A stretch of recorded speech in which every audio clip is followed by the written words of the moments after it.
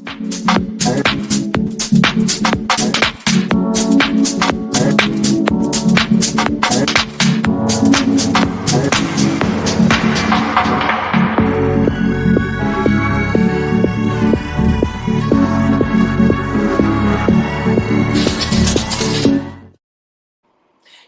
my Crystal Loves Texas Facebook family. Thank you for joining us tonight. My regular co-host, Rebecca Williams, how are you tonight? And of course, when we want to get a candid opinion, we will always bring in my sister Kim Dillard because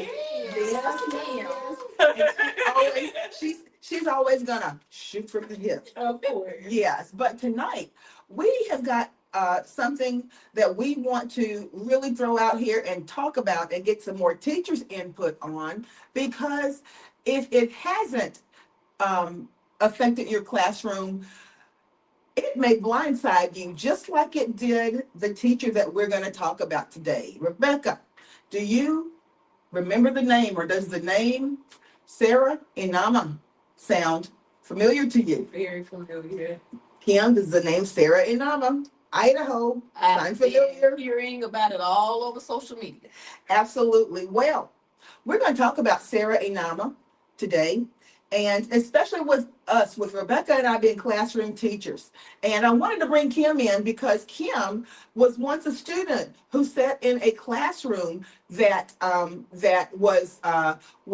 she was fortunate enough to take a test and be accepted into, and she almost did not accept that particular assignment of being a student in that very advanced class because she didn't feel that she would be welcome. And that gives a completely different perspective than our perspective as a teacher, because I know that in my classroom, I take for granted that everyone feels welcome. If I even feel that there is bullying coming from any direction, I immediately address it and stop it immediately. And one thing that I want to say is that in a month, this is Pride Month, right? And we are definitely allies here to the LGBTQ plus community. And what I want to say is that this community has been singled out recently within the last year, and then prior to that, 4 years ago, and really placed in a position where they are made to feel as though they are not welcome, even by our own government. And that should never be the case. That should never be the case for a child in a classroom, a child who is of a different ethnicity in a classroom, or a child who comes in who speaks a different language initially. These are the kind of things that we shouldn't see in our classrooms, and it's up to us as teachers to make sure that it doesn't happen. However, interestingly enough, that wasn't necessarily the case in Idaho in March. Tell us a little bit about that, Rebecca. So, from what I'm understanding from this teacher story, is that she had a sign in her class that had everybody was welcome. And on the sign, you had hand waves, and it was different. You could tell Different races. different races of children. Right. And the administration came in her classroom, and I guess they were doing an evaluation or observation. And for those of you who are not in the education realm, when a principal comes in, and this is standard across the board, no matter what state you're in, you have principals and teachers that I'm sorry, you have principals that come in and administrators, maybe from district. Yeah. Yes. They come and do observations. In other words, they come and watch you teach. Right. They come and watch you deliver instruction. And look at your classroom and see how they look at your structured. classroom to see how your classroom is structured. So all of this goes into an observation. Right. Not just they see how the kids respond to you, how engaged they are with you. They see if you know a little bit about your subject matter, right? And hopefully you do. Right. Come in. Yeah. They see if your classroom management is on point, and then they look around the room to see if there are visuals for the kids to follow. Right. Well, this particular visit, same thing. Administrator comes in the room, and from what I understand, she got the shock of her life that her teaching wasn't mentioned, but the one sign that was above her desk, Right. above her desk in her own personal area, that she's had up there for years, for 5 years. Um, that everybody, now it's never been a problem before. In 5 years.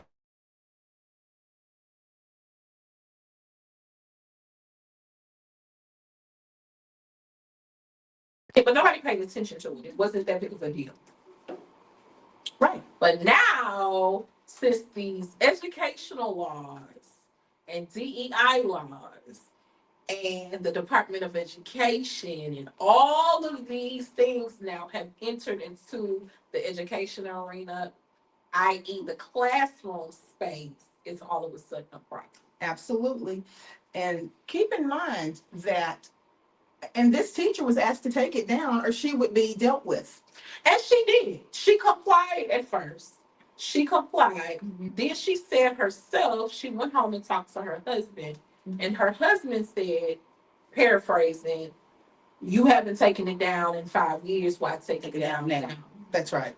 You know, and what kind of message does this send to your children if they see you complying with unjust orders? That's right. This is the time that you need to teach them. That's right. After having that conversation with her husband, which was very insightful in my opinion, she went and put it back up, and she has been reprimanded from the district all the way to the state's level. And she subsequently resigned her position as a result of this. And this was a teacher who was she'd been teacher of the year. She had been, who had been very, very well received by parents and children. And it had never been a problem. But we want you to see exactly how her students and the community rallied around her. So take a look at this. A West Ada teacher is receiving support from around the world after the district asked her to remove these signs from her 6th grade classroom. I'm your neighborhood reporter, Ali Tripke, catching up with the teacher, Sarah Inama, as she spends part of her spring break delivering some of the thousands of shirts locally printed to help spread the message that everyone is welcome here. No spring break for employees at this Boise t-shirt shop, where they're busy filling thousands of orders for these Everyone is Welcome Here t-shirts. The design, one teacher, Sarah Inama, was instructed to remove from her classroom at Lewis and Clark Middle School. My whole thing was that I wanted all my students to know and not for 1 second question that everyone is welcome in our classroom. The 6th grade world civilizations teacher is now receiving messages of support from around the world. I've received emails from South Africa, New Zealand, Europe. The Idaho school district said the signs violated policy and said political opinions don't comply with pre-existing poster guidelines. Inama doesn't see inclusion as a political debate. Never thought twice about why a poster like that would have any negative association at all. It just seemed very obvious to me to include something like that to make the type of environment I want to make in my classroom. As a middle school teacher, Inama feels her students need consistent encouragement and messages of inclusivity. That's why she's taken the time during her spring break to hand deliver Everyone is Welcome Here t-shirts. Just felt like this is the right thing to do. With over 8,000 shirts already ordered. Packing up her order, that'll get out today. So thank you, Dawn. In Nampa. Brigade Screen Printing in Boise is relying on some volunteers to deliver the shirts. So what's the craziest or furthest place that you've packed so far? Vermont. The t-shirts were part of a social campaign led by students and West Ada parents. The plan is to wear them to school or work on Monday, March 24th. Inama tells me that she'll be wearing one too. People want to show that they wholeheartedly believe that everyone is welcome here, and I want to make sure they get their t-shirt on time. So if I can spend a few days getting out as many orders as I can to help with that, then I totally love to do that. People also plan to wear those Everyone is Welcome Here t-shirts during a chalk walk event on Sunday here at the West Ada headquarters and local schools. I'm your neighborhood reporter, Ali Tripke, for Idaho News 6. So, teachers, community members, grandparents, students, what are your thoughts on this? Kim? I have a thought. have a thought. Of course, Kim does. Kim, I have a thought. and then before you give us your thought, I want you to give us your, from a personal perspective, what it was like for you as a young student going into a classroom or a situation that you weren't familiar with and you didn't know what to expect. Okay. When I was in sixth grade, I took a test and passed this test and was referred to, was accepted into the Vanguard program. Now, this was the second year of Vanguard. I'm talking about 1970, like 1974, Right. something like that. And it was at Lanier. And explain to people who may not be familiar what Vanguard actually is. Vanguard program is a gifted and talented program. Okay. For And Houston Independent School for District. Houston Independent School District, and in a lot of places they call it gifted. They call it gifted and talented, G&T, that kind of thing. And it was at Lanier Junior High, which is now Lanier Middle School. Right. Now, my mother was delighted. I absolutely dug my heels in. I did not want to go. Why? Because I felt like I would be the only Black child there. And I was like, I don't want to be the only one. Now, mind you, let me set this up. Let me give a backstory. Uh-huh. I was coming out of the 60s. Right. I was born in 1962. So that means that, I'm in the end parts of the civil rights movement. This is what I'm seeing. And I integrated several areas. And it's not that people were mean to me. No one bullied me. A lot of times people just ignored me. Right. It was like I wasn't even there. And so that's one thing about they were not, and the teachers were not, they were not mean or anything like that. It was just literally like I was invisible. Right. So this was not a situation that I wanted to go into again. But my mother insisted. She said, this is absolutely great. This is, since, they didn't have room for you in private school, now we're going to get you in, right? So and you can make friends. You can make friends. She said, you're a nice, sweet kid. You can make friends with anybody. Right. And I was a shy kid. So that was the main thing. You were very shy. I was very shy. So when I went there, I was delighted to see every color and representation of everybody in the Vanguard program at Lanier. And I met some of my best people who are still my best friends to this day. I met when I was there. And when I say a very inclusive environment, and I'm just gonna say it, I say this with love, we were taught by generally a lot of old hippies, and who were very forward thinking. There, express yourself. I want you to give me feedback. Let's talk. Let's discuss. Let's get this out in the open. Absolutely. So it was a very nurturing environment and very inclusive environment. Wow. So I was delighted with that. But I just did not want to go back into a situation where I felt like for another 3 years I was going to be invisible. Now, when you see these, now we didn't have a lot of posters and things like that hanging up in the classrooms. I just don't remember anything like that. Right. If there were things hanging up, it might have been artwork from children, or it might have been essays or things like that. Student work. And so I was exactly. Okay. Exactly. Yeah, it was only the student work. Yes. In classroom. So yeah. we had visual aids. So yeah, I just don't remember. I put it like this: if it was there, I was so unimpressed that I just didn't remember it. So, but like I said, I didn't have any posts, but the environment was inclusive. It was nurturing. People valued your opinion. They asked your opinion. It wasn't the kind of thing that my hand would be up for 20 minutes and no one would call me. It was not anything like that. Right. And I think with the poster situation, I think they want it to be where children feel seen. Right. And that was acknowledged and seen and acknowledged and made to feel welcome and not made to feel invisible. Like I said, not necessarily bullied, but just like they don't exist. Because you have to understand where you are, right? This is Idaho. This is Indiana. Idaho. Oh, it was Idaho. Okay. So I thought it was Indiana. Right. So you have to understand there's not a lot of Diversity.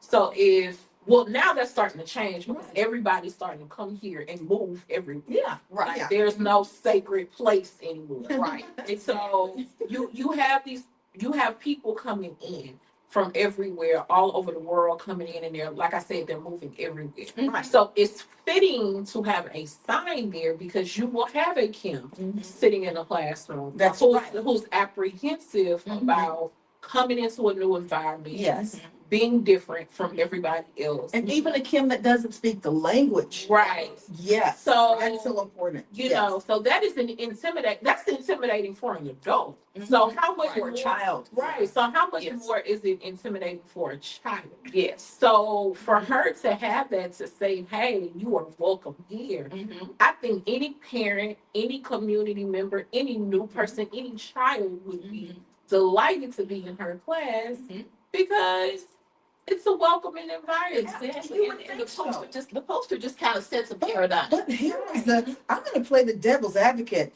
just like the school district stepped up and did. This was their position on this. It should be understood that everyone is welcome here.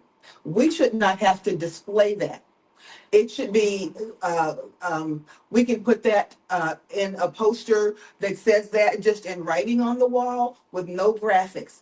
They were actually upset with the graphic of the hands showing the diversity in the races and colors of the students. That's what they took. And here's my response to the devil's advocate. Anybody that's been in education, and this is what infuriates me, and I know that's a strong word, but it does. If you've been in education at any given time, and I think these people forget what it's like actually teaching children what we're all supposed to be paid to do. Yeah. That you know that coming into nothing is ever understood. Right. Right? We're told in these professional developments, and we're told 1,000 times a day, explicitly in writing and everywhere else, make sure you build relationships with your kids. That is like the goal of every. Build relationships with your kids. Make your kids feel welcome. Don't tolerate bullying. So that statement alone is BS to me. Yes, and the thing about it is the way that the school district superintendent defended that, and the reporter who was actually reporting on this story, he kept pushing and pushing to try to get him to say what it was that was offensive to some people, and he said, who?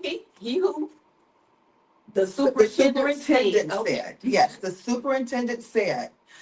The bottom line is that everybody out there doesn't feel like everyone is welcome. And he actually said that. And this was one thing that the teacher said in the report that I read. She said, if you have something and you disagree with the term everyone is welcome, that means that you feel that not everyone is welcome. Or everyone is not welcome. And she said not everyone is welcome, but and is this what we want to perpetuate in this school district, that everyone is not welcome? That was her issue. That's her issue. Yes. Now, here's the thing. Just like the superintendent in the piece said, well, you didn't see it there, but we'll tell you about it. Just like he said, in this political climate, it's different. Maybe 3 months, 6 months ago, a year ago, or whatever, maybe this would not have even been an issue, but now it is. Which means that the fact of having students feel welcome is not a given anymore. It's not assumed anymore. And it's being embraced. It's being embraced for people not to be welcoming to students within a classroom. And is that the message that we want to be sending out? Particularly in that state. And I'm so glad Kim brought the political aspect in it, because that's where I was getting ready to go with the political aspect. And our audience already knows that I think politically before anything else. Yes. The state is a red state. Idaho, absolutely. Much like Texas. Not much like Texas. Right. It's a very red state. And they have the same ideals as mostly every single state in the South. Right. So even though it's in the Midwest area. So you know what your intentions are. Absolutely. Let's be clear. Yeah. You understand on that political side of the aisle, you understand what the intentions are. Right. Not to mention that they've also cut their education budgets. Yeah. And now we had a Secretary of Education this week, the wrestling lady. Yeah. Who The wrestling. I watched. She A1? Right. I watched hours of her testimony. Yeah. And she literally, and I'm gonna save you the trouble of doing what I lost brain cells doing. She has no idea what she's talking about. She has no idea what she's doing. Right. She is clueless Right. on every level. Yeah. But she was a friend of the family. Right. Yeah. The question was specifically asked to her. Do you believe in DEI practices?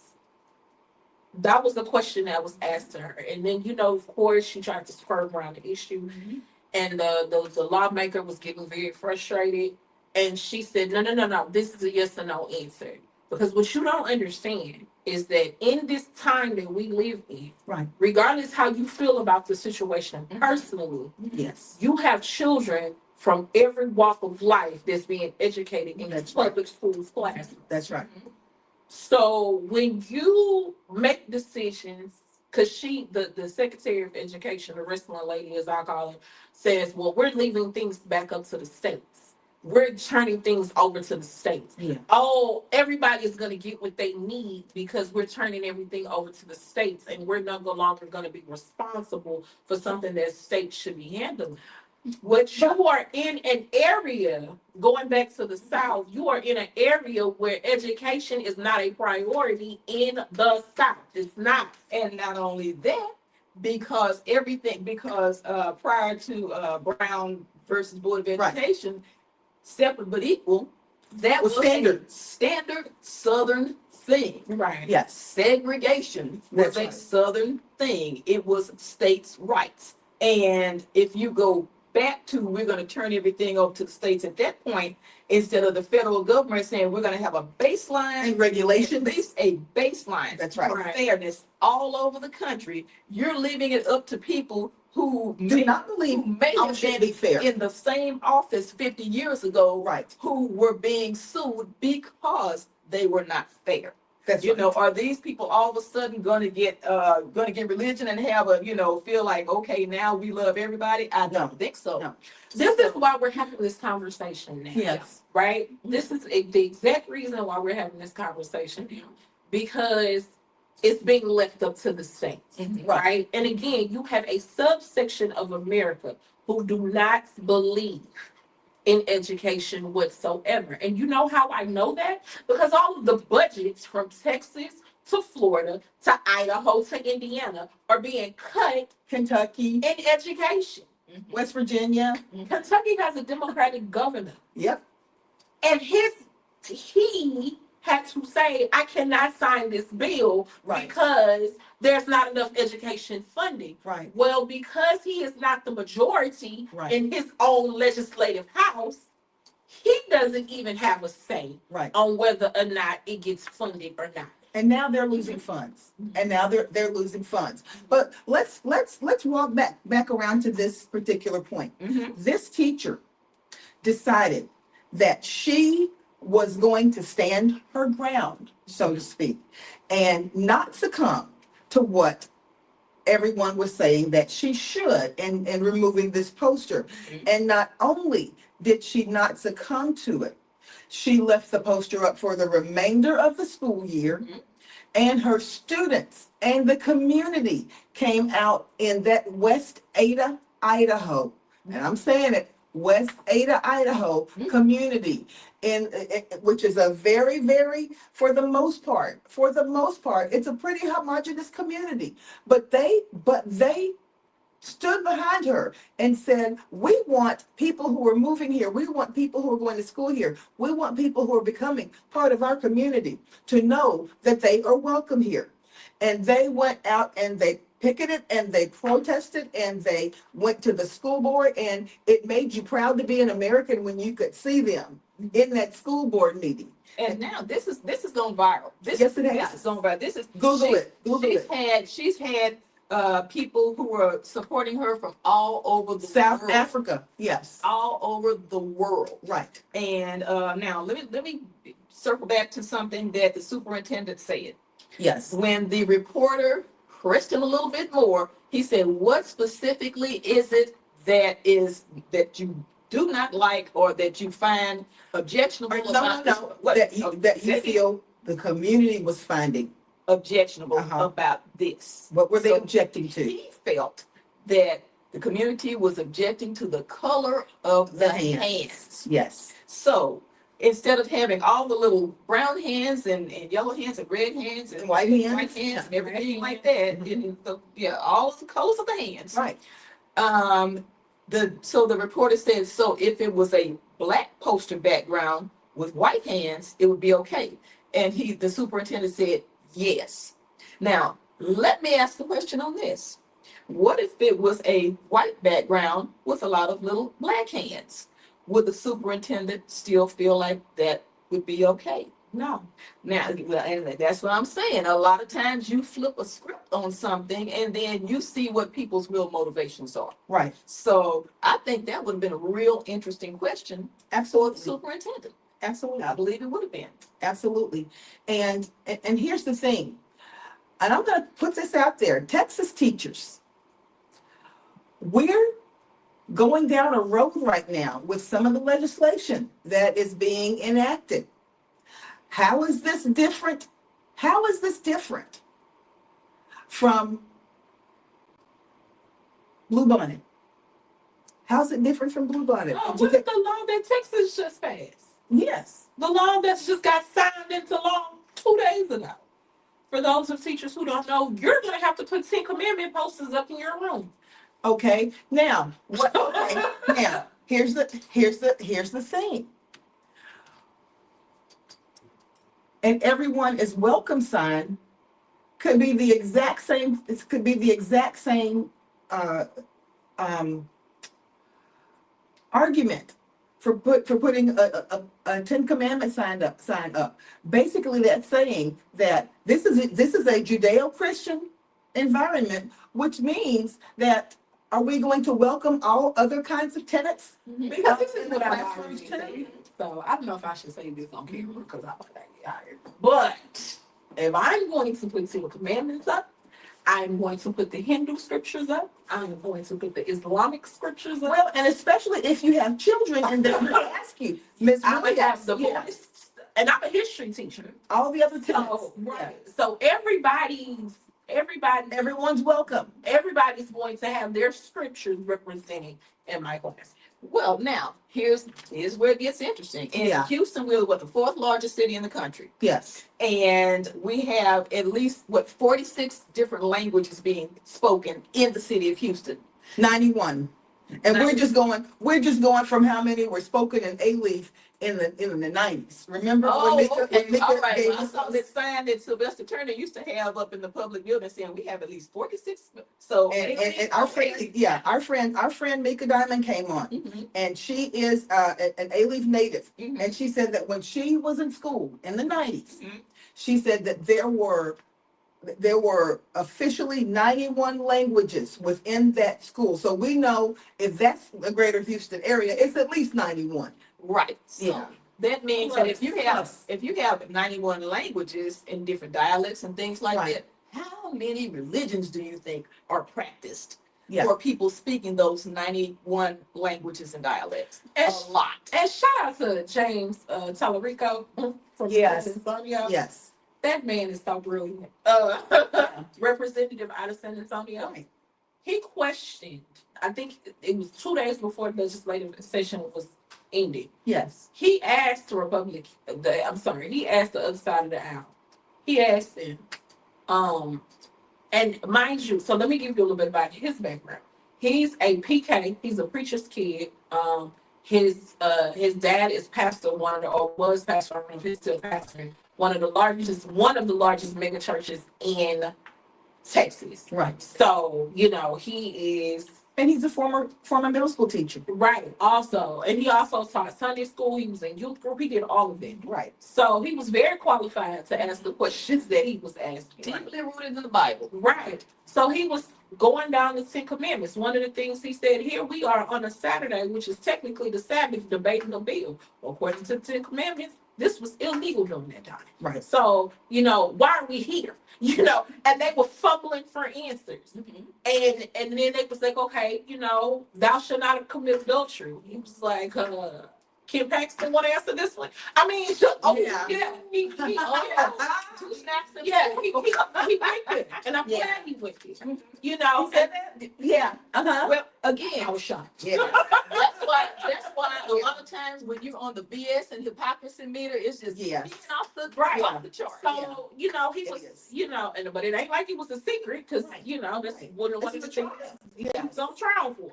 So, he was saying so, and that was the point that he was making. Right. You want to be so Judeo-Christian and you want to have this And you follow none of the tenets. showering of these Judeo-Christians, but you don't follow none Any of of the them. tenets. Yes. Right. And they couldn't answer any of the questions that were asked. They kept saying, well, we're a Christian nation. And he said, and I get it. So why aren't any of you following what is being said? Because you can't ask people to be performative when you are not following. Okay, so do I need to take out my little pocket-sized constitution Go again? get your constitution. Go get your constitution. My sister travels with a constitution. I'm a history teacher, but my sister travels with a constitution in her pocket. Yes. And it's very pocket-sized. And the reason I do is because everybody thinks they know No, what yeah. the Constitution says, but they don't really know what the Constitution says. Yes. Why don't you go to Article 1 and freedom of religion? Okay. All right. Okay. Da-da-da-da-da-da. And I know, as a U.S. history teacher, some of the 13 colonies, in the 13 colonies, we have colonies that were very open and welcoming to other religions. The Jewish people who were in the Baltimore area, in Maryland, also in New York, Haym Solomon was one of the major contributors to the American Revolution. And he was a Jewish man, and he was welcome. Okay. Oh. But while she's finding I'm- while she's finding that, I had to highlight everything. yeah, while she studies the Constitution. So you know what she does on Friday, Saturday nights. She studies the Constitution. Y'all. She said she passed a test to get in the Vanguard program in the 6th grade. So. But Rebecca, I'm coming back to this, and I would love to hear my other teachers' comments on this too. I would love to hear my other teachers' comments. In your classrooms, and this is going to be something that we are faced with, looking us dead in our eye when we come back into the classroom in September. What are we going to do, and how are our districts going to either back us up, or how are they going to enforce some of the new guidelines that are coming into play regarding some of what we're going to have to include in our classrooms, and especially with us being history teachers. Well, I don't think the Ten Commandments is a choice. That's not an option. From my perspective of the bill, they didn't leave any room for you to do it. You have to have them up in every single classroom. Now, let me tell you what it said. We got our new social studies, our social studies TEKS. Okay. And let me kind of explain to you what it said in those social studies TEKS. It said, if there's anything within that content that the teacher finds uncomfortable to teach, that was something that they could elect to eliminate. And I was thinking, how in the world are they going to do that? Absolutely everything. And I can show you the anything that will be considered controversial. Well, you know what? Controversial is a very, very subjective term. Well, isn't it? Controversial. So I can choose not to teach the American Revolution because it was controversial to me. You could. Okay. How about slavery? That's controversial to me. Okay, you can choose not to teach that. How about this? How about when women were trying to get the right to vote? I might find that controversial. You know, where do you draw the line? Where do you draw the line when you start pulling different aspects out of our history and deciding or trying to decide or trying to legislate what is important to our history and what is not? Well, it all mixes together to bring us to where we are today. And the hard part of our history is what we learn from. The difficult part is where we learn um, not to repeat certain things. But if you do not teach that, because someone may find it controversial, then who are you doing a disservice to? Yeah. Okay. So we're gonna spin back to the Constitution. Okay. Amendment 1. Congress shall make no law respecting an establishment of religion or prohibiting the free exercise thereof, or abridging the freedom of speech or of the press or of the right of the people peaceably to assemble and to petition the government for redress of grievances. Now, I can think of like every single one of those that have been trampled on in the last 5 years at least. Right. I mean, every single one of those. But even though I am a Christian. Right. Me too. So absolutely. Yeah. Completely. But what our Constitution says, Congress shall make no law respecting an establishment of religion. At that point, to me, that means like anyone who is coming over here to this country, in this country, can practice their religion freely without feeling, I guess, they are being threatened or trampled on by any other religion. And as long as it does not impede upon someone else's rights or That's privacy. right. That is absolutely. But see, right. we're assuming that people are talking about the actual Christianity that we subscribe to. And maybe this might be another topic for another show. But the Christianity that they're subscribing to is Christian nationalism. That's what I was getting ready to say. And so Yeah. Christian nationalism And explain that. is the best way I can describe it. And it's a relatively new term that they've come up with. Right. Yes. It's and it's not new actually. Yes. It's been That's been thrown around here of late. right. Yes. But it's been going on, and I've been looking at a lot of podcasts and I've been looking at a lot of clips of people who've been indoctrinating and who've come out of the Christian nationalist faith talk about it. And they basically have said, and these are their words and not mine, it's basically racism, misogyny, xenophobia, LGBTQI, homophobia, Right. Xenophobia, homophobia, racism, prejudices, misogyny, all wrapped up in Christian values. Okay. All right. I have a definition.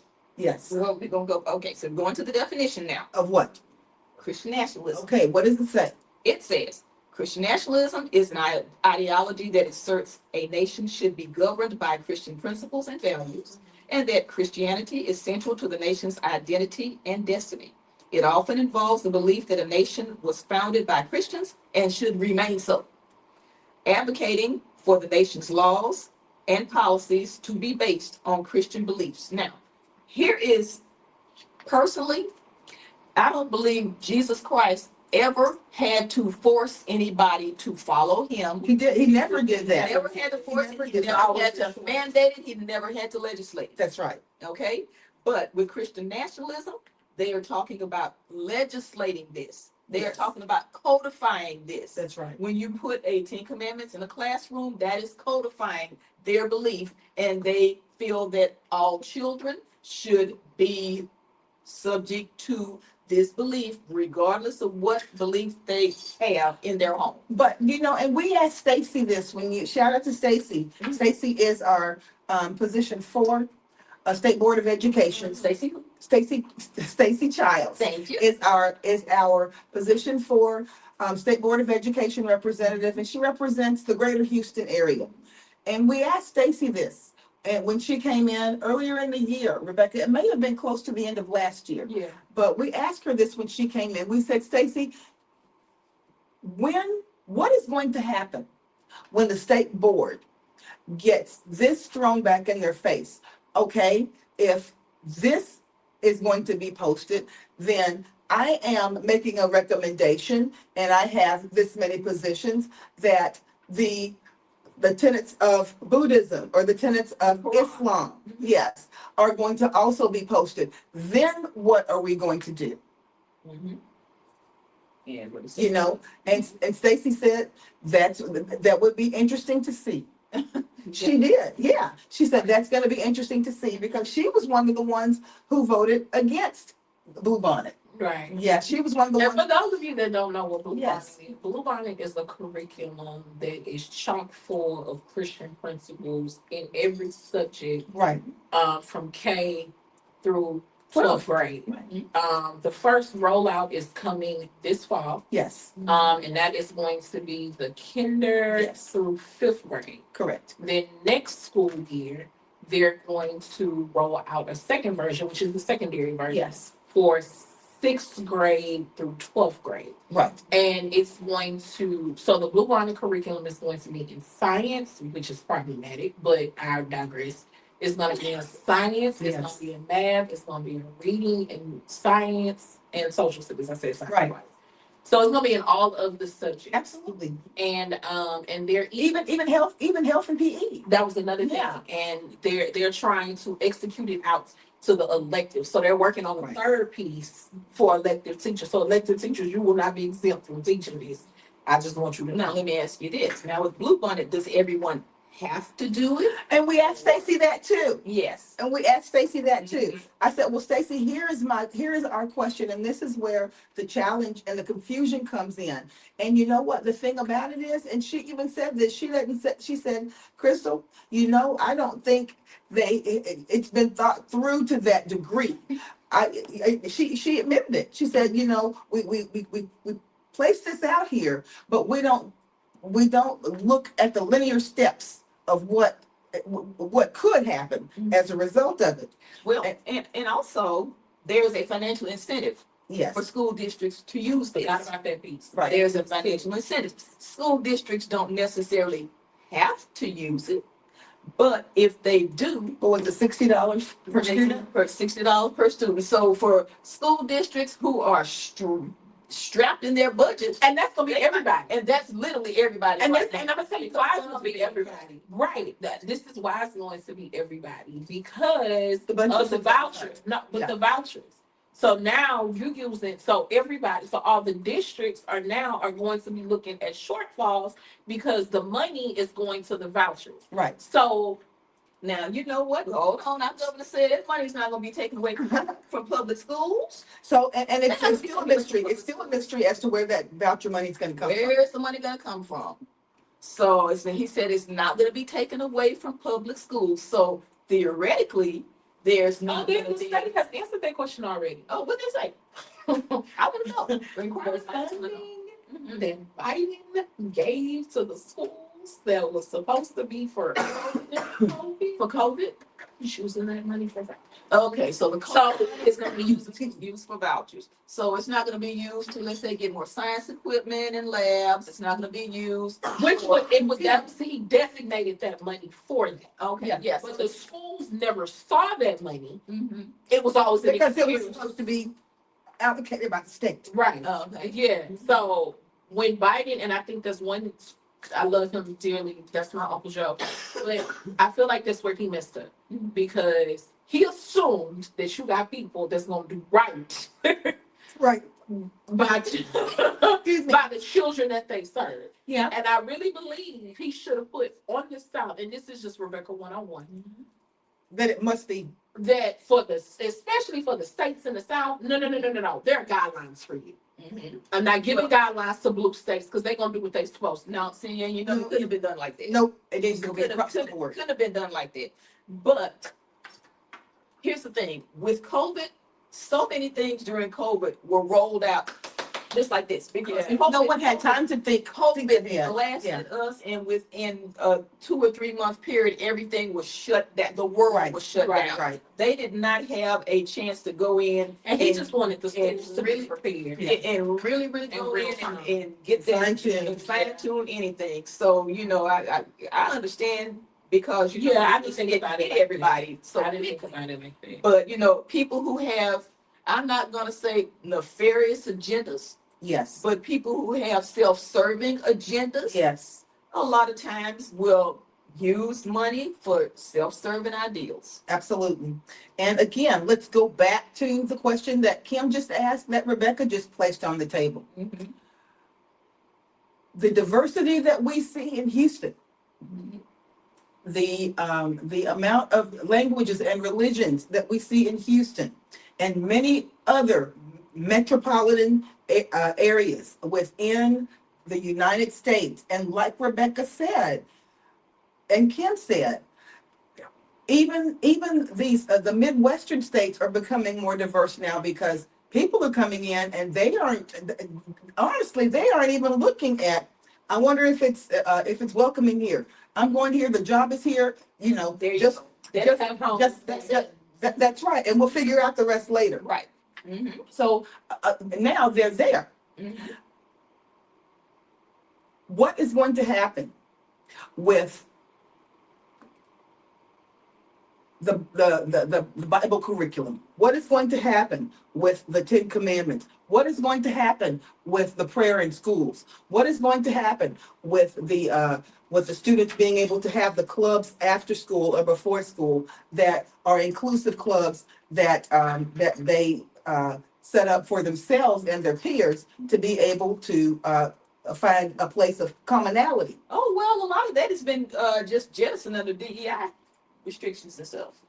Okay. So that's, I mean, they And kind of try to answer that question. Not that they have done a really good job of it, because you cannot kill an idea. You can. Okay, you can say, I like how okay, you said that. yeah, you can say, okay, we're not gonna You allow can't do y'all it in to the have, programs. we're not gonna allow y'all to have the LGBTQ club after school, but okay, they can go and sit under a tree in the park, and the That's same right. That's right. ideas will be exchanged. That's right. You cannot legislate enough. You cannot build that wall high enough. You can't deport enough people. That's right. To kill ideas. And here's the thing, a lot of this is coming out of Project 2025. Yeah. And I read about, yeah, you're right, all of it. Because I read 843 pages. Yeah. I could not read the 920 because it's just, after, I hit the high spots. and, Okay. and let me tell you why I sat there and read it. One, because I had time in my hands. One, and then two, it was just like, you know how you read a novel You can't stop. and you can't stop reading? And that's what I was literally reading Project 2025 like a novel. Because every page, I was like, what? I can't believe it. And Yeah. Yeah, it was. And where do they think they are? This is America. And that is true. Even when I hit the high points of it for things that I was truly just really interested in, I was like, this is insane. Right. It really was. You know, like the Medicare, the Medicaid being eliminated, and the Veterans Affairs being eliminated, Reproductive and rights, rights being education, all this. visas. It's like turning that clock back to the 1800s. You know, But what we've seen, and I'm glad that we have seen, what we've seen is that when this type of stuff was actually introduced, you see so much blowback. Yes. You've seen so much blowback from it. And it's not blowback from just minority communities. It's not. It's blowback from the masses. That's what I mean when I said when those kids got together in West Ada, Idaho, and they get a shutdown of the schools, and they marched in support of their teachers. And it's not the kids who said, we don't believe in this. Mm-hmm. The kids are showing that even though these are the parents or the adults' ideas, these are not our ideas, and we're not buying what you say. Right.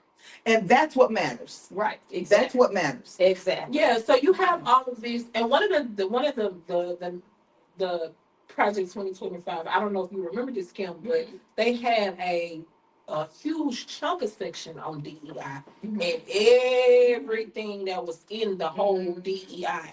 And that was what it was. When they talk about DEI, they're literally talking about anything that's not Anglo-Saxon American. So anything, I don't believe in diversity. right, I don't believe in equity, and I do not believe in inclusion. right. So if you're against DEI, that's what you're saying. I don't believe in those things. And Yes. if you, and meritocracy, and I know this word is being thrown around, but if you read Project 2025, that word is like a staple in that document, Meritocracy, and it does not exist. Right. Okay. It does So, not exist. And explain what that means. well, basically, it's saying that she gonna give you the technical and break it down, right? Yes. So basically, everything that you get is by merit. So your job is strictly by qualifications. You merit this. You know, it's not strictly on merit. So I don't see you, I see your resume. Right. But the problem is we have people. That's in an ideal world. Right. That's the way that it should be in a utopian society. Right. Right. I don't see you, I only see your resume. Right. Yeah. So they feel that the affirmative action, the DACA program, the DREAM Act, those are the DREAM Act is the people who were born here but their parents are not Right. citizens. The Small Minority Business Act, that the Black Women's Business Act, all of those programs which Trump will sign an executive order. Are unfair. Right, but he's also going to sign an executive order next week, cutting all of those grant federal funding programs. And he says that he's going to do that next Friday, that he's going to sign a bill that's gonna, an executive. Now, Okay, so speaking of that, meritocracy. Tell us let's get a definition here. In government and other administrative systems, meritocracy refers to a system under which advancement within the system turns on merits like performance, intelligence, credentials, and education. These are often determined through evaluations or examinations. Now, let's drill down on this a little bit more real quickly. Okay. There are few, very, very few areas with jobs, with education, or whatever, that turn on meritocracy. Right. One that we can say is, let's say in schools, if people are going to college, Right. they are going to take an SAT, Yes. PSAT, then the SAT. That is a score. Yes. That is something that is not subjective. It is objective. Right. If you make a 1600, that means you did better than someone who made a 1400. Correct. Now, everywhere else in the world, if you're taking a test, if you're taking, let's say, a Juris Doctor, let's just say you're going to be an attorney and you're sitting for the bar. Right. Okay? You can pass the bar or you don't pass the bar. Right. Same Right. thing for the medical MCAT. Yeah. So that's right. So you pass this test, you don't pass this test. Those are things that are very objective. Okay? Now, here's where the rest of the world comes in. It doesn't work like that. Okay? Now, if you have, let's just say, someone who passed the bar, and you have someone who passed the bar in a number of states. Yes. Okay? Now, if that person is not hired by a law firm, then how are you going to say someone has more merit than somebody else? Okay, you have somebody like Obama, who was Harvard Law Review, Right. did Harvard, that kind of thing. You have all your credentials and stuff like that. Right. But I'm just saying this. Most of the time in the world, that is not the case. And we see that a lot in our current cabinet members, Absolutely. where you have someone who, Qualifications let's don't say, matter. and military. Yeah. Military. If someone passes certain steps, they are advanced in rank. Right. Now, let's just say you have someone who It's comes proven. in, It's a proven. and that is a proven. You cannot, if you pass this, no shorts are being given to you. You have to do Right. this, or else you do not get higher rank. Right. Now, let's say you have someone who, let's see, reaches the level of I want to say major. And that major has the most amount of people that major has ever been put in charge of has been maybe like a couple hundred people. Right. All right. So now our military has, now I can't look this up real quick, but our military has hundreds of thousands of people in there. Now that major can be a part of, let's say, firing a 4-star general who has been in charge of Hundreds of thousands of people. Okay. Now I'm wondering where meritocracy comes in with that. Right. And that is why I say Meritocracy does not exist in Yes. most of the world. It is who you know, who aligns with your political beliefs, Who you're related to. That's a good one. Who you're related to. And then even with that, even when you score high, Mhm. let's just say you have a group of Asians Mhm. that have scored high Mhm. on this exam. Okay. For medical school. Okay. They have 175 slots they got to fill for this particular medical school. Right. You have 400 qualified applicants. Right. Okay. Mhm. Equal qualifications. It's equal qualification. Everybody make the same score. We're gonna make it really, yeah. Yeah. Everybody make the same score. So, like she said, meritocracy can't exist in that because you have 400 applicants Mhm. who have the same scores, who have the same, pretty much the same resume, the same qualifications, 175 slots. Right. Mhm. This is why you had affirmative action. This is why you had DEI. This is why you had those things because you had a certain group of people who are outperforming and outdoing everybody else for a certain number of slots. So we have to put something in place where everybody can You have get an opportunity. an opportunity to work. This is why she said meritocracy doesn't work. Right. Ideally, utopianly, it does, right? Yeah. You got 400 applicants, but I can't put 400 applicants in 175 slots. Right. Exactly. So this is why you have what you have.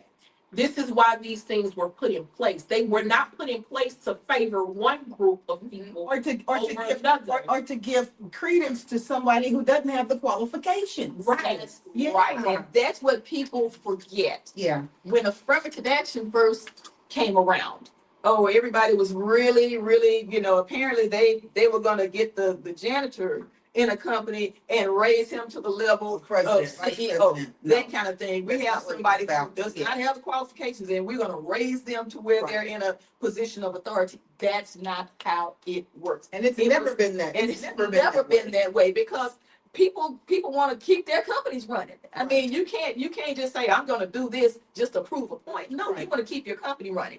So people who it was giving people a seat at the table in order to put their foot in the door.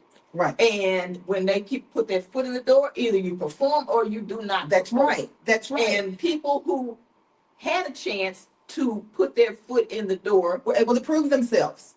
who may not have had a chance before, Right. were able to prove themselves and work in a way that was with excellence. Right. And here's the American idea, right? At least this is what we've been told forever. Mm-hmm. The American idea is that everybody needs to contribute to society. That's right. Mhm. So if I'm here, regardless of my race, my ethnicity, my religious background, Mhm. my gender, Right. my sexuality, Yes. everybody needs to contribute and play a part in America. That's what the founding fathers At the highest level. at their highest level. That's right. So therefore, if everybody is here because we've decided that we're a melting pot and everybody can come here, then ideally, fundamentally, I'm gonna just say fundamentally, okay, then we all have to play our part. So you have all of these people that are playing their part to Right. contribute to society, Mhm. and now you said cut them off. Mhm.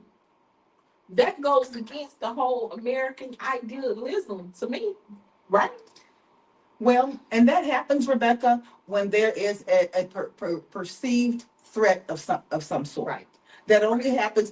What you'll notice is that there have been times. Think about 20 years ago. Okay, people were graduating from engineering school,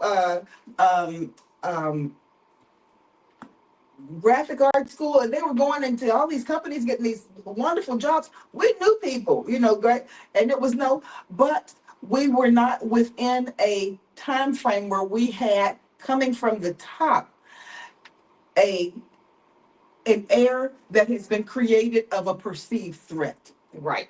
Okay. That's Yes. right. Like a zero-sum game. The world, America, was not a zero-sum game. Right. Meaning that if I gets something, or if somebody else gets something, they have taken something away from me. And that's never the way that And it's it's been. not the case. No. So, but if you have someone who is throwing that around and whipping people up and making them believe that Especially if for you people- did not get something, then Someone else got it. they got your slot.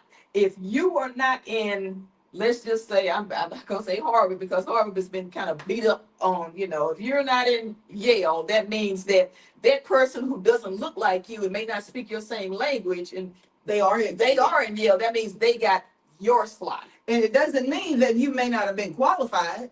That means You may not have been qualified. that's right. You may not have been qualified, or everybody might have been. Or you may have been qualified, but there's been somebody who's more qualified than you. That's right. Right. And that's right. And and the thing about it with DEI, I heard actually a comedian say this one time. You never hear when people say, I don't, people who are some of the classes that have been hit with DEI. You're a DEI hire. You're a DEI hire. I'm not a DEI hire. I don't ever want to be perceived as a DEI hire. Let me say this.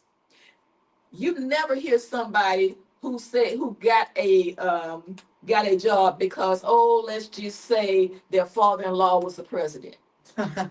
Because they Went to this school. went to this certain school, or they were on a news program that somebody liked. Yeah. And you never hear somebody go up and say, "Oh, I didn't get that job because I'm a nepo baby. I didn't get that." You never hear. They slide on in and say, "Thank you very much," and they act like they got there because of their merit. Right. So Because you never hear anybody say right. that. That's what I'm saying. These legacy acceptances and this legacy.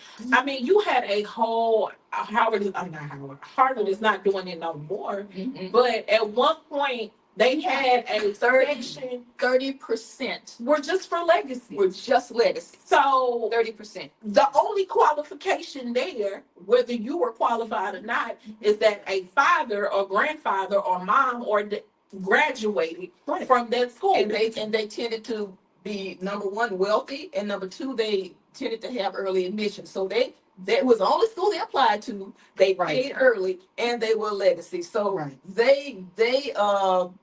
they were born on third and thought they hit a triple at that point. Right. So But they had but just like for affirmative action, they had a same, and it worked the same way. I don't see how people see Hold on. that. And you never heard any of them saying that, "Oh no, I don't want to be a legacy, Exactly. attendee. I'm never going to be exact same thing. perceived as a Yeah. legacy attendee." They just say thank you and kept going. And like I said, And not even that you kept going. They just knew that I'm going to Harvard. that's right. They I'm just going to Yale. they I'm just going to Princeton. accepted that they were there I'm on going to their Columbia. merit. Right. Okay.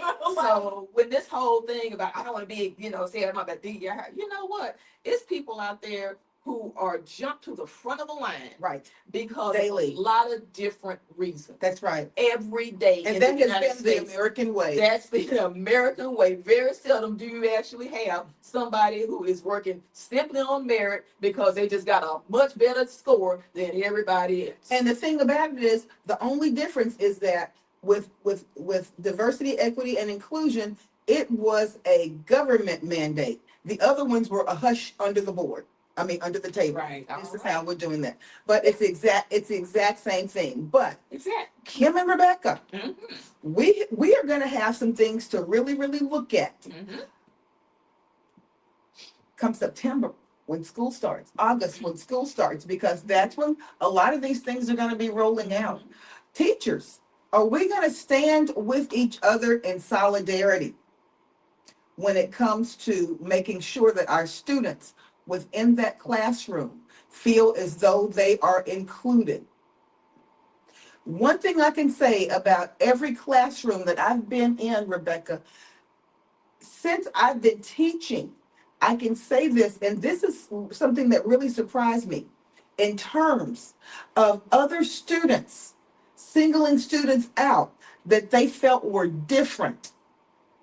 They may have been students who were experiencing a gender transition or anything like that. Students are much more accepting of each other. Mhm. And That is true. it is a perceived issue with many adults where the issue is not with the students. Because in that classroom, those kids feel 100% accepted, and they are not being taunted and bullied by other kids. Mm. And you know, that was something that I was surprised to see. And then you have And I some like- that still bully, but you can easily, but the other kids are shut that down. They shut it down. Yes, the other kids shut it down.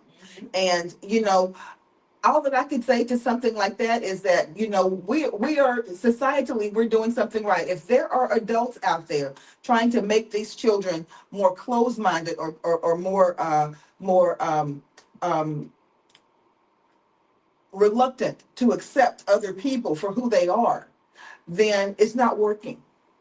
What can I tell you? It's not working because we don't live in a closed world anymore. All you got to do, the kids have got to do is pick up the phone. Yeah, And exactly. Go onto the here's, internet. and here's Yeah. the thing, all of this is based on fear. Fear. That's right. Fear. Because the world is becoming more inclusive That's right. And diverse. And diverse Diverse. everywhere. Yeah. And It's not going backwards. right. And you have a lot of people that are still holding on to the old way simply because, like Kim said, they feel like it's a zero-sum game. Mm-hmm. You get is taking away Right. from me. Right. And that's basically what this is all about. And the more people that I can take away from, because even with the Medicaid being taken away, Mm-hmm. and now Medicare, and our parents are on Right. Medicare.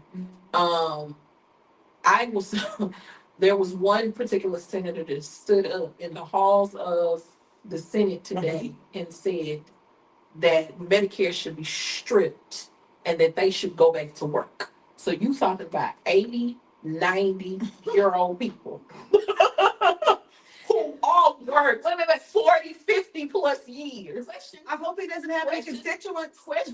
Question. How old was this person? He looked like he was in his 50s, early 60s. All I gotta say is keep living.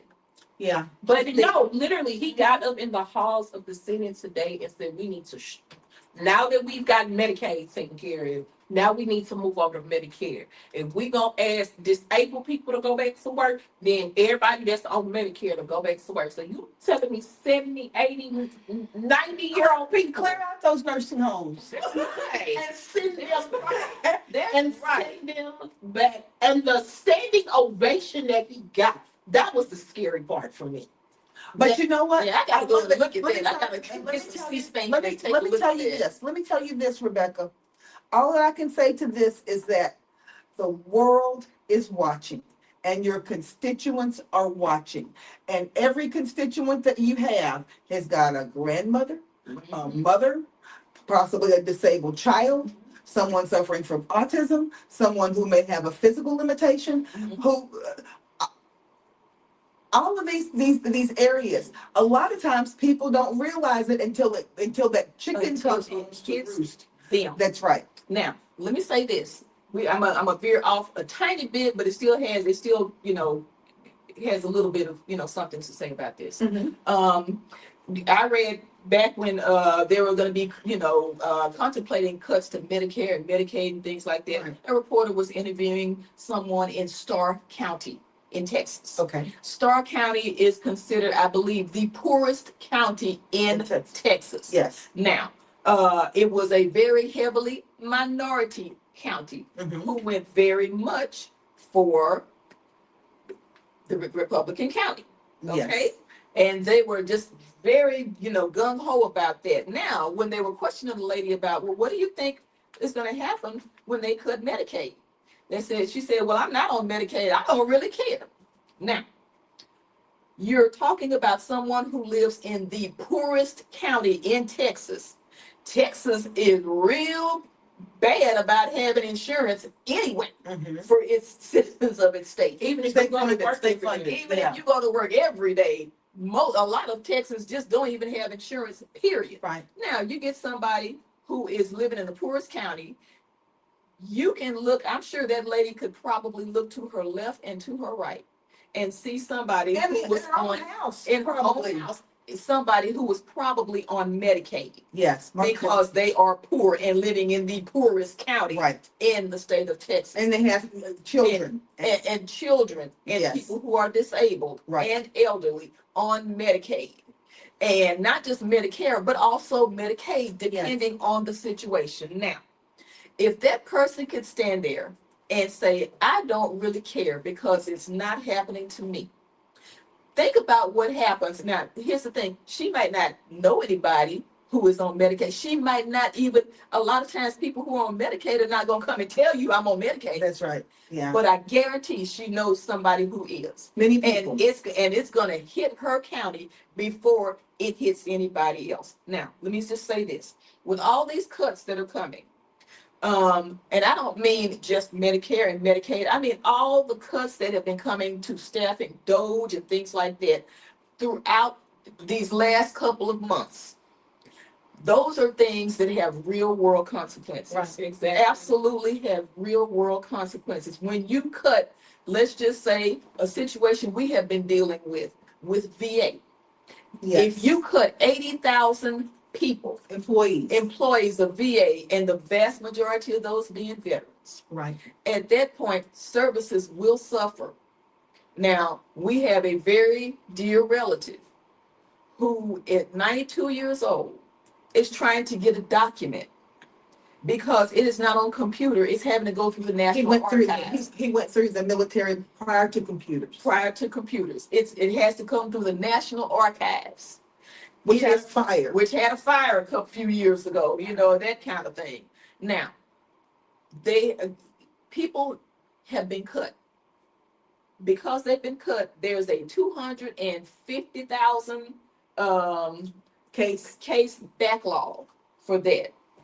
80,000 people have been cut, and when they bring people into the VA, they're trying to fast track.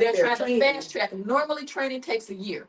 Now, in the last 2 months, they have been trying to fast track a few more people back to cover some of these 80,000 that have been cut. It is very difficult for us to get our dear relative information. A basic document. Desperately needs at 92 years old. For his care. And we can't even, it's hard to even get it. Who knows how long it's going to take. Yeah. Those are real world consequences. And they were the veterans marching today on DC. It was over 2,000 of them. Okay, exactly. Marching about the issue. When I wanted to get information about my Social Security, because I'm now retired, and I wanted to get information about Social Security, I called. I had the misfortune of calling. And when I called, they said it was going to be a 90-minute wait, number one, to even get somebody. But they said if you're calling and you're applying for Social Security disability, there is a 200 to 230 day period, wait time, until your application can even be reviewed. So that means somebody out there who might be handicapped, who might be disabled, is going to have to wait that long to get SSID, to get Social Security disability. And I mean, these are real world consequences. Yeah. And if it hasn't hit you yet, it will. And here's the thing, and this is what our people don't understand, because when people hear Medicaid, they automatically think about poor people, which is disgusting to me. Right. But this is the prevailing view is they don't want to work, they get on assistance, which that does not work like that at all. Yeah. But if you don't know, you say stuff, and then people that you've heard, right, that you heard, and run with it. Mm-hmm. Do you know how many hospitals are going to be cut? Yes. Right. Do you know how many doctors and nurses and specialists who specialize, who work with these people, are going to lose their job? Rural hospitals where they're there's a closing down, but there's a desert when it comes to medical care. Not only medical care, but obstetrical care, maternity. Right. They're closing down. So it's not just Medicare funded all of those things. And, the person who I wanted for president said, that was going to be one of her first orders of business, was to fund even more money for Medicare.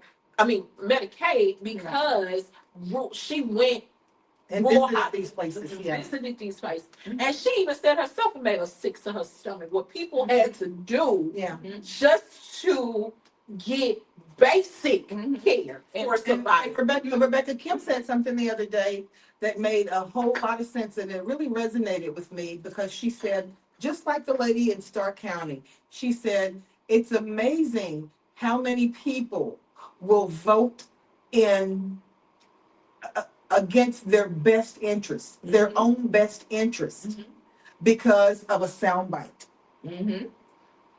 Yeah. Or because of something more deeply rooted. Maybe there's a racism aspect. Maybe there's a sexism aspect. Maybe there's a jingoism aspect that makes them feel like if that person gets this particular service or whatever, that's something that's being taken away from me. And here's the thing, just like our president said, well, the Department of Education being cut is really, and she said it there too. Oh, it's not going to affect anything. I'm sorry. You mean Disabled people who- students, students? You talking about that's Pell Grants. You talking about FAFSA. You talking, and not just Pell Grants. You talking about federal grants. Every Prairie View just had their research and agriculture department cuts. Had it cut. and the Because it was- agricultural and mechanical university. and it wasn't just PV, it was PV, it was FAMU, it was North Carolina ENT. And the pharmacy department in FAMU, thank God they have a lot of famous alumni who band together to save that whole department got cut. So when we talk about these federal programs, these are not just people walking in, putting their foot on top of a table, collecting a check and going home after 8 hours. Right. These are people that are doing the work for the American people, the services that we've come to enjoy, the services that we've come to be a need.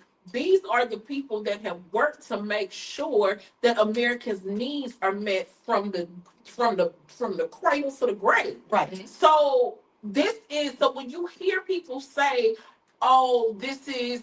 The NIH being cut, the National Institute of Health, the people who research cancer and Alzheimer's and child diseases, and you have the CDC being cut. Like, these are services that are helping the American people stay alive. That's right. That's right. And you have these people who know nothing about government themselves, who have no idea how government is run. And Cutting these programs. It's supposed to be the kind of thing, it's just supposed to be common sense. well, But then not- again, well, what about meritocracy? well, let's just say this, Kim, too. It's And when that's before, and we won't even, like you said, this is a topic for another show, but before the president and Musk had their falling out, they parted ways, before they had their falling out. One thing that Musk said was this: someone came to him and said, "What? Don't you realize that a lot of these things that you're cutting, as soon as this administration is finished, these things will be reintroduced anyway." Yes. And he said, "Well, I know, but the thing about it is, at the rate that we're cutting them, it'll just be a whole lot harder to do it." So that was a lot of this is being done to try to make it hard for the United States to recover. Yeah. And here's the problem with that. Yeah. Now you've turned America into a third world country. Yeah. Well, and you know what? Here's the thing: Americans don't necessarily like being a part of a third world country. So we don't necessarily like that. Yeah. So all of these people who, I actually saw something the other day that someone put out there on social media that said Republicans don't get Medicaid. Wow. I'm like, whoa, these people are living inside of a weird bubble. So you have But- the state of Mississippi. Mm-hmm. Oh, 66% of their revenue comes from the federal government. Right. If the federal government took their hands off of Mississippi, as my dad said, Right now. Mississippi will collapse in 3 days. That's right. Now, here's the thing. Sometimes for people to, I hate to say it like this, sometimes for people to understand how important certain things are. Right. Government departments, services, right. all that kind of stuff That you take for granted. that you take for granted. People don't get it until they don't have it. there. That's When they don't have it, then they say, "Oh my gosh, I didn't realize I needed this." But that's because we have been blessed and privileged in the Yes. United States to have these services, to have this safety net. That's right. You know, we've been blessed and privileged to have that. Most of us. I'm not saying everybody, because not everybody has it. Right. But we have been privileged to have it, and the only time people will realize its importance and It's when it's vote gone. and understand is when it's gone. Well, Crystal, this is one thing I was telling you about. And I'm gonna let your statement be our last statement, and we'll But close that that. goes back to what we talked about last week, the anti-intellectualism. This country Yeah. has we have an anti-intellectual problem, and that's a hill I will die on. Yeah. Because we do not understand a lot of things that how our own country runs. I Yeah. go back to the debate with Charlie Kirk and the kids at Cambridge. You Right. need to watch that because Okay. you know, I will. and it's all over YouTube. I will. These children, oh, I'm sorry, college students, because they're not kids. Well, college kids, but Right. students. These students have not stepped foot. One thing I took away from that debate, and it was a series of it. Mm-hmm. One thing I took away from it is these kids have never stepped on the soils of America, Right. but they understood the American system So better well. than the Yeah. adults that live here Right. of voting age. Yeah. Yeah. Yeah. They were telling Charlie Kirk things. Yeah. That's like, no, because in your country, this, and in our country.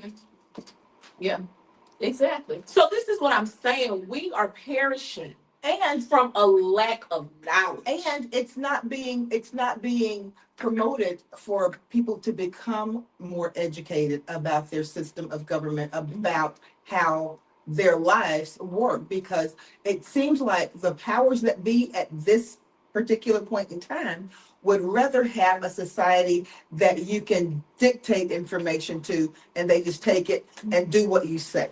I love the poorly educated. Yeah, we and I don't know. And I don't even know what can we do as a people to. When I say people, I mean American people. I don't even know what we can do to even rectify that problem. Oh, you know what? That's another show we get Carlin back on. Okay. Yeah, that's another show. This is bothering me. That's another show. That's another show. We have some ideas. Okay. We have ideas. Okay. However, yeah, we do have some ideas. Some ideas. Some really, really good ones. But we are a little bit, wow, we are almost 30 minutes over. But I'm glad that we put those ideas out there, because we want people to start thinking about that stuff. To start thinking about this stuff, because Midterms are coming up. midterms are coming up, and can we begin turning the ship around at midterms? Absolutely we can. Yeah. Absolutely we can. If you are looking at Medicare, if you're looking at Medicaid, if you are a farmer who doesn't have a contract now, if you are a government worker who has been displaced from your job that you've had for the last 25 years, then you know what? Maybe now you understand why voting is so crucial. Mm-hmm.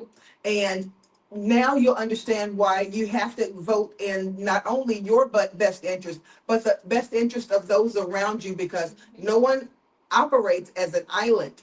Everything that happens to you in some way affects someone else, and so on and so on and so on. But Kim and Rebecca, thank you so much for lending your knowledge and your opinions and your support.